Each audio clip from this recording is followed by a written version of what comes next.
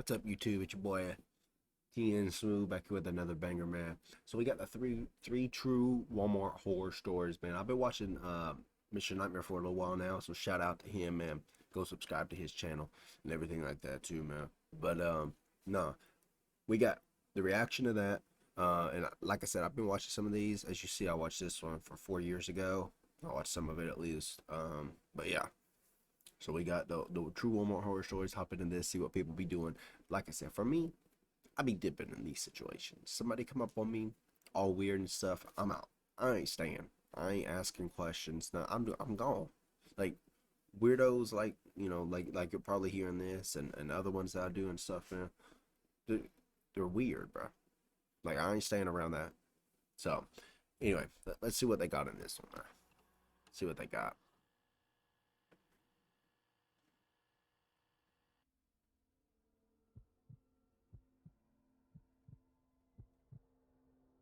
I used to work at a Walmart. The Walmart I worked at was open 24 hours back then. Due to my kid's school schedule, I would work overnight shifts so that I would be available to drop him off and pick him up. I would do a 10 p.m. to 7 a.m. shift every night. During the day, I'd sleep, take care of my son, and work my second job some days. I was exhausted a lot during this time in my life. It wasn't a great time. I had to do what I could to cover rent, though. This Walmart was one of the bigger ones. It was a super center, not just a grocery store, so it had everything. It was one of the few open 24 hours around here. I think COVID changed that though. When I got there around 10 this one cold night, there was still a decent amount of shoppers in the store. A lot of people would come in for some late night shopping. As the hours would pass, it would of course quiet down tremendously. The late hours of the night would attract a lot of weirder characters, weirder than the usual ones during the day. Into the AM hours of the night, there was only one person working the front of the store, and he or she would be at the self-checkout registers. There were no regular registers open this late. There would also be a couple of stock workers on the floor, which was what I did. Then there would be a couple warehouse workers in the back, who I really didn't ever interact with. They did their own thing. And then there's just the night manager on duty. I was in the cereal aisle doing my usual stock work. I noticed a customer walk past the aisle, then seconds later he stepped back into view at the end of the aisle, stopped, and looked down at me. When I looked back at him, he started looking at the cereal. The guy had curly hair. I couldn't gauge his ethnicity, honestly. He had a black He's backpack already on that creepy, looked like it bro. was stuffed to the brim with God knows what. He awkwardly lingers in the cereal aisle for a minute, apparently looking at the granola bars. Then he came a little closer to me and asked me where the bread is. I pointed him in the right direction. He said thanks and slowly walked away out of the aisle. I watched him walk away, and he had a very noticeable waddle in his walk. When he was out of sight, he was out of mind, though. The problem was that he wasn't out of sight for long. I was in the cereal aisle for quite some time, and I started noticing that every few minutes, that guy would slowly pass by the aisle looking down in this direction. He wasn't holding anything. He didn't get any bread. He just had on his big, sketchy backpack. I started working faster just so I could finish this aisle and move away from him. When I was done, I brought the empty U-boat platform back to the warehouse, where I grabbed another U-boat full of boxes ready to stock. I purposely picked an aisle far away from the cereal aisle. I was now in the chips aisle. This is also about 45 minutes after initial contact with that guy, so there should have been no way he was still here. But I was wrong. He found me. I was rotating the newer bags of chips behind the older ones on the shelf, and then I looked to my right, and that guy was at the end of the aisle, creeping again. He still had nothing in his hands. This man had been creeping around the store for almost an hour. He then finally approached me as I was dreading he would. I tried to look away until he... Heck nah, bro. Don't talk to that man. Leave. Go tell your manager, bro. There's this dude watching me. He going to every aisle I go. It's been going on for almost an hour, and I don't feel comfortable. I want him to leave, or I'm leaving, bro. If they don't make him leave, dip. I mean, and just sit there and let that guy be watching you like that. And throwback to when chips was $2.50. Look at that, bro. They ain't price like that no more. he started to speak. I don't remember word for word what he said, but basically, he said that he's been checking me out, and he couldn't resist coming up to me telling me how beautiful I am. Oh heck I no. You need responded to as go. politely You need to go. That man's crazy. That man's like a serial killer or rapist or something. You need to get out of there. as I could.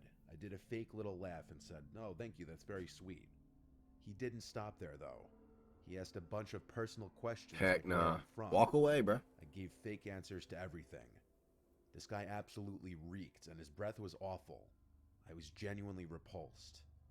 He asked for my number, and I said I'm seeing someone. He said there's nothing wrong with us just being friends. To get him to leave me alone, I gave him a fake number. I then told him I really can't be talking to anyone while I'm working. He made some creepy comment before walking away, thinking he was all suave that he got my number, when in reality he was genuinely creepy and I gave him a fake number. I thought that would be the end of it. Hours went by. It's not. He gonna touch the number, say it's a fake number. Then he gonna be coming back in there again, bro. You need to go. You need to go home, bro, for the night. I would. And time felt like it was going in reverse. I wanted to go home. Then, the only other stock worker on the job at that hour suddenly walkie-talkied me, saying there's some creepy-looking guy asking for me. I said, oh no, and then told her to tell him I left. I then basically made a beeline for the employee lounge, where I planned on hiding for a while. I made it to the lounge and then sat in one of the seats. Then the double doors opened, and in came the Heck nah, bro. Heck nah. You need to get out of there. You need to go home. Stop being there, bro. Some people, I mean, I understand it's your job. I understand. I get that. But for me, if I'm at work in this situation, I'm a girl. I got this guy looking at me, saying creepy stuff, watching me for almost over an hour. I'm either one, calling the cops, which they ain't really gonna do nothing besides make him leave the store, which is what you'd want anyway. Or two, I'm going home. I'm texting the manager if there ain't one there, saying, "Hey, look, dude's watching me. Dude's creeping me out. He's asked for my number. He's asking for me. He's looking at me up and down for over an hour. I'm going home. Bye." And I'm gone. I ain't staying there like that. Now he's coming in here, no telling what he's about to be doing now. that guy. He looked at me, and he looked angry. He yelled, "You gave me a fake number, you bitch." See, told you. What I say, bro? What I say? What I say? You gave him fake number. I just said a minute ago, bro. He's gonna figure out it's a fake number and he'll be back. Here he is. Here he is coming back now. See? You needed to leave when you gave him that fake number, bro. You don't need to be seen. At this point in time, now you need to call the cops because now he needs to leave the store. Now he needs to leave the store, and I'll be calling my manager too. I don't care if it is 3, 4 a.m. in the morning. Calling the manager. There should be a manager on duty anyway at all times when the store is open. But I'm calling the manager, "Hey, come down here, trespass this dude. I don't want him here or else I quit. I ain't coming back in here with this man in here knowing where I work now." Nah. See, now he's mad because he got a fake number, bro. He looked at me, and he looked angry. He yelled, "You gave me a fake number, you bitch." I think I swallowed my gum out of fear. I said, "You can't be back here, sir." He then took off his backpack and plopped it on the table next to mine. He started unzipping it as he looked at me. That's when it was time for me to go. Yeah, dip. I got up and ran past him without thinking. He tried to grab my arm, but he failed. As I ran through the store, I looked back and saw he was running after me. I ran to the front of the store and outside to my car. It was the only thing I could think to do in the moment. Alternatively, I could have tried finding the male warehouse workers in the back, or even the manager, but that was no guarantee. Yeah. I got to my Just car dip. and saw the man leave the Walmart looking for me. He was slow. He must have been on something. He saw my card, but it was too late. I was already driving away. I called the night manager and let him know what just went down, and that I'm not comfortable staying there tonight. I also warned him of the man with the backpack full of unknown contents. My manager told me I can't leave the place short-staffed. He said he'd call the police to make sure the man doesn't come back, and he told me to come back. No. No, no, no. No. No. Too bad. No. I'm telling the manager, heck with you. I'm not coming back tonight. Sorry. No. No. That. See, this is the problem. Managers only care about their store. They only care about like stuff like this, like Walmart and all this stuff, like big places. They only care about their store. They only care about them and all that stuff. They don't care about you, bro. They don't care about you as an employee. You're telling him you don't feel comfortable. You're telling him a dude came back there, told him you gave him a fake number, was mad about it, and was unzipping his bag. No telling what that about. No telling what that dude's about to pull out, bro. And your manager's, oh, come back. We call the cops. He'll be gone. Come back. Bro, I want you to have him trespassed, and I want to know that the cops came and removed him. Then I'll be back tomorrow. But I ain't come back tonight after I went through that. Nah, heck nah. Don't go back, bro. If you I go was back, that's adamant on you. about not returning that night, though.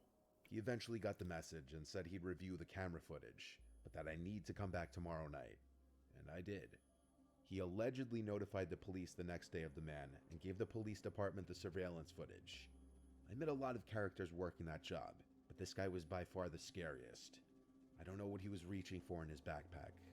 I don't want to either. Matter of fact, after that, I'm going to day shift, bro. Put me on day shift.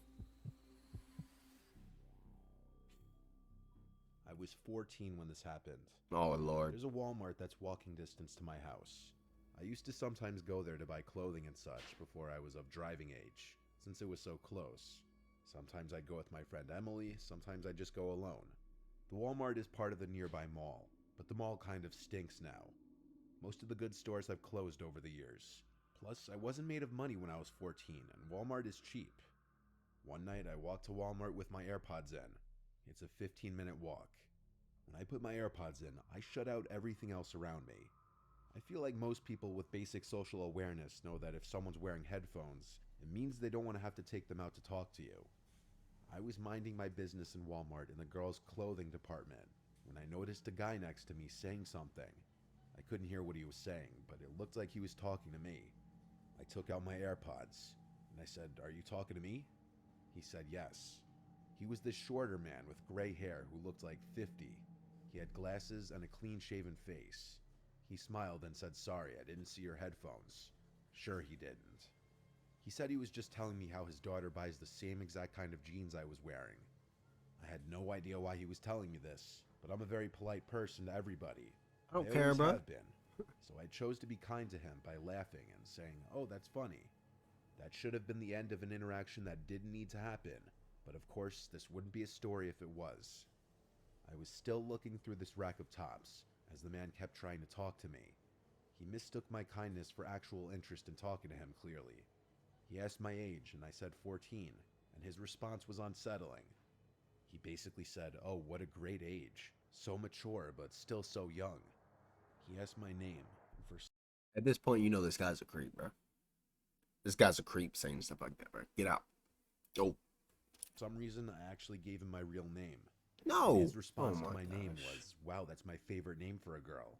Oh, my. Next up, he asked what school I went to, and around Don't now was tell when I him, bro. decided to start making things up. I said I'm actually not from around here, I'm just visiting my cousin. He couldn't let it go, though, and he persisted, asking where I'm from. I said I'm from out of state, keeping it vague. But then he said, "I've seen you around here before. Are you sure you're not from around here?"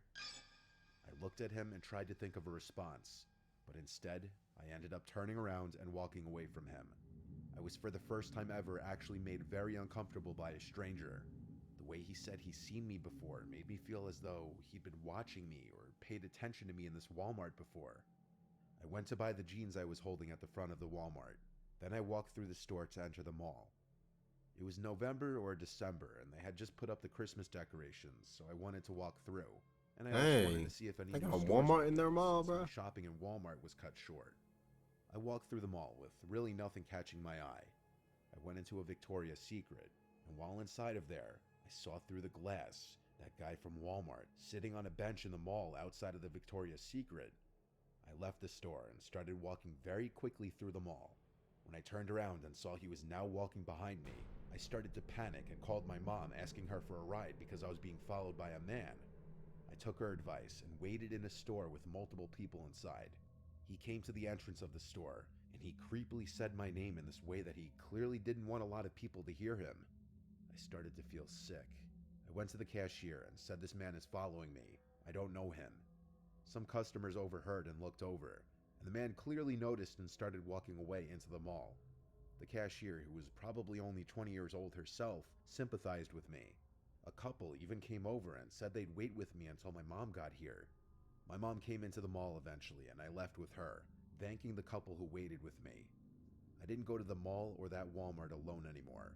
I didn't even go back with friends for a long time either. I hope that guy got caught being a creep and has been taken off the streets. You never know who be around you, man. Thankfully, nothing happened with that, bro. My worst job ever was working at Walmart. I worked there only for a few months. I hated every minute of it, honestly. I didn't get along with a lot of my coworkers. The customers were crazy and weird, and I felt like a lot of people just generally were unfriendly. I was 24, and Walmart was my second job to make ends meet with my new apartment. Sometimes I'd work register, sometimes I'd work the desk outside the fitting room, and sometimes I'd work general sales associate. On this day, I was a general associate, walking around the place assisting customers and straightening things on the shelves. I interacted with a bunch of people that day. I still remember dealing with some of the dumbest customers I'd ever had the displeasure of interacting with, but nothing could have prepared me for who I was going to run into that day. I got a random pat on the back, and I turned around to see my ex-girlfriend Casey. She looked super happy to see me and went in for a hug. I was surprised because she didn't live anywhere near here. I asked what brought her here, and she said she heard through a mutual friend that I started working here recently. Casey and I did not leave off on good terms at all. She had been harassing me for a while since I had broken up with her, and I had to end up blocking her on everything to get her to stop. She was So this girl insanely already harassing you, bro. And now she's at your work, so you already know how this is about to be going. I be telling her to get out of here, bro. controlling Leave. throughout our relationship, and downright obsessive, bipolar, and paranoid. And after I ended things with her, she wouldn't stop trying to contact me and meet up with me to talk things out, even though we had talked things out multiple times. She even left multiple voicemails crying. I take no joy in any of that. I don't say any of this to belittle her or make a joke of mental illness, but she has issues, and I came to learn that, and I had to tell her multiple times her behavior is not normal. Her finding out I got this job and coming to my place of work, I was not okay with. Even though I hugged her back and was cordial at first in this interaction, I eventually cut the crap and said, "Why are you here?" The fake friendliness stopped here on both sides. Her face got more serious, and she started telling me that it's really messed up that I block her out of my life like this. I told her this is the exact kind of behavior that made me block her. Showing up to my job is not normal. No, it's Then I not, started bro. asking her which mutual friend told her that I worked here. She claimed that's irrelevant, and I assured her it most certainly is not irrelevant, because I didn't believe that anyone told her where I work. I had broken up with Casey many months ago. She should have had no way of knowing about my new job or apartment, and I was confident none of my friends were even in contact with her anymore. I told her I'm seeing someone else now. I have to get back to work. Please leave and don't Yeah, contact me again. The fact that she already knows where you work, bro, is weird. In and of itself, bro. How'd she get that She information? refused to leave, so I simply just started walking away to an employees only area. She didn't follow me back there. It was at this moment I actually started considering trying to get a restraining order. After my shift was over, it had to be like 11 p.m., closing time. I left the store and went straight home. My roommate was home, his car was in the driveway. I parked next to him and went inside. I went straight to the kitchen to make myself a late dinner, as I always would after closing shifts. I microwaved some frozen meal and went to the living room to play video games. For a while, this was my only time to unwind and do what I wanted. She got to show up at your Played for maybe house. an hour, then went to bed. I woke up not long after falling asleep. I thought I heard something. I looked up and realized my bedroom door was open. I definitely did not do that. My roommate Paul goes to bed really early because he works early, and there's no chance he'd just get up and randomly go. open my door. I got up and walked out into the Dip, living bro. room. I turned on a lamp and looked around the place. I went over to the front door, and it was unlocked. What the hell was going on? I was thinking, did Paul leave? I looked out the window and saw that his car was still there. I locked the front door. Then I went to his bedroom door and tried opening it. It was locked. I knocked on the door lightly once, and he didn't respond, so he was asleep. I was genuinely confused. I went out front and looked under the pot where we kept a hidden spare key. It wasn't there. My heart was in my throat at this point. The only person in this world besides Paul and my family who knows that I like to hide a spare key outside is Casey. I checked at least 5 times under the pot, even checking the surrounding area on the chance that maybe it was kicked out of place or something. I went back inside the house and shut the front door. Who in the world keeps a spare key outside anyway? I mean, nobody does that anymore, bro. I don't leave keys to my house outside my house. It's stupid. That's inviting someone in. They find that, oh, what door this go to? If they're a creep, what door this go to? They figuring out what door. Boom, they in your house, bro. And then in this situation, she knows that you like to keep a spare key, so she's looking, knowing she gonna find it somewhere. Nah, that's stupid, bro. Nah, I don't keep no spare I went key to the outside. knife holder in the kitchen, and the biggest knife was missing. My phone Oh, was she still about in to my kill you. bedroom. She about to kill I you. had to Get be out, smart about this. bro. Get out. Don't care about any of this. You don't need to search the house and find her. Get out of the house. Get your phone, or don't even worry about your phone, bro. Get your keys, get in your car, and dip. When you get a safe distance away, call your buddy, whoever it is, Raw, whoever it said, your roommate or whatever. Call him, tell him what's going on, tell him to get out and dip, and that's it, bro. Dip. Call the cops, tell them come clear the house. That's how you handle the situation. But don't go searching on your own, because you're gonna end up in a bad situation, bro. You don't need to go investigate and all that, bro. Get out. Yeah, I mean, that's me. Somebody in my house. I mean, yeah, I got a gun. Pop, pop. You know, they ain't gonna be alive for long, or they gonna be running themselves. But if I'm already in this situation, I've already went outside and looked, see my keys gone, and I'm coming back in the kitchen. The way my house is laid out, seeing that the kitchen knife is gone, I'm just leaving right then and there. I don't know where these people is. I'm not gonna be searching the house for them. My gun's in my room. I'm gone, bro. I'm leaving, bro. I tiptoed to my bedroom door until I was close enough to grab the doorknob as fast as I could and slam it shut from the outside. I screamed as loud as I could for Paul. He erupted from his room, obviously confused, and there were suddenly bangs on the bedroom door from the other side, along with Casey's voice saying, "I'm sorry, let's talk." I held the door closed with all my might as she kept trying to pull it open. Paul called the police as I held the door. After a few minutes of this, Casey stopped trying to pull the door open, and she was hysterically crying on the other side of the door. Finally, the police arrived and came inside. I moved away from the door, and the officers made sure Casey dropped the knife before she came out. She was of course arrested, and I didn't even have to press charges. She was charged by the state for, I believe, burglary in the second degree, and she's currently serving a pretty lengthy prison term for this. I'm honestly shocked she didn't get charged for attempted murder. It's a sick situation all around. I don't know Well, when you she'll can't be get out. charged for attempted murder, bro, and she didn't even really try to murder you. She never swung on you or nothing. Anyway, so with this situation, I mean, he actually handled it pretty good. If you know she's in the room, then you could hold her in it. But then the window, she could just jump out the window. So I mean, it's a complex situation, but I mean, props to him for actually handling it like that. For me, I'm just leaving, because what if you went back there and she wasn't in the room, and you slam the door shut and she's in another room adjacent to that or something, and then she comes out behind you. Yeah, I mean, you never know, bro. So in that situation, I'm just out. But hey, good job for getting her caught, bro. And yeah, GG.